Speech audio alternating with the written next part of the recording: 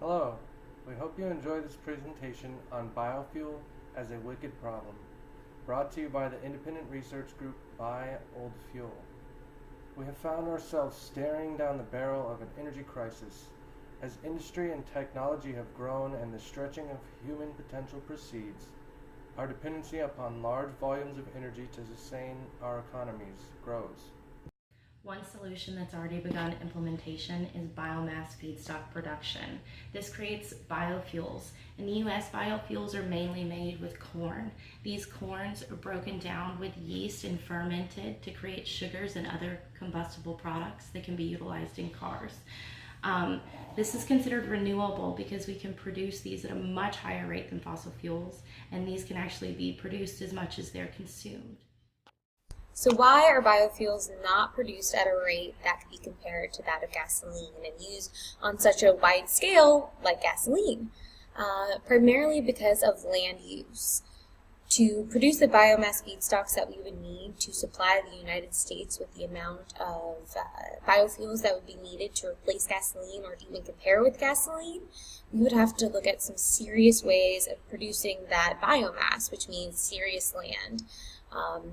A lot of times this looks like either converting lands that are currently used for feedstock or deforestation. They're currently trying to investigate some microalgae type processes which can be grown on wastewater, which not only cleans the wastewater but then also is kind of a unique solution to the land use change, because you can do that in wastewater, you could do it in the ocean, you could do it in a couple of other places, but you're not having to take away from the finite resource of land that we currently have and contribute to soil degradation and all of that.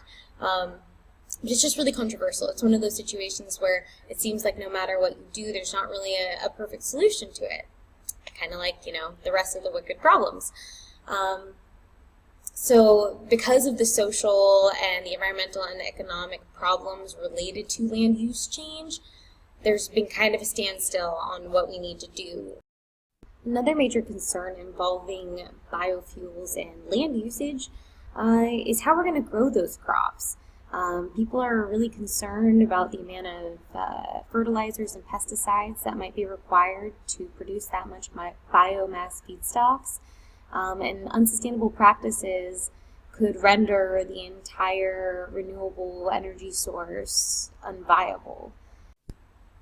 The argument about biofuels really comes down to stakeholder beliefs and values about different things such as greenhouse gas emissions, comparing gasoline cars to the potential land use emissions that could come from deforestation and other types of things such as fertilizers to produce the biomass feedstocks. Soil degradation, deforestation, biodiversity loss, water usage, transportation of these fuels, because there's not a readily available infrastructure in place like there is currently for gasoline, and genetically modified organisms even, to try and reduce the amount of fertilizers and pesticides used. A lot of people are interested in that, and so depending on who you are and what your belief system is, biofuels might seem like a really scary thing and might just be easier to stick with the gasoline. Or at least that's how it seems. Can biofuels become a more sustainable solution to our energy needs, and if so, how can we make it work? Well, we're here to tell you about that. How is it that 90% of the cars produced after 2018 are flex fuel vehicles, yet majority of our use is unleaded gas?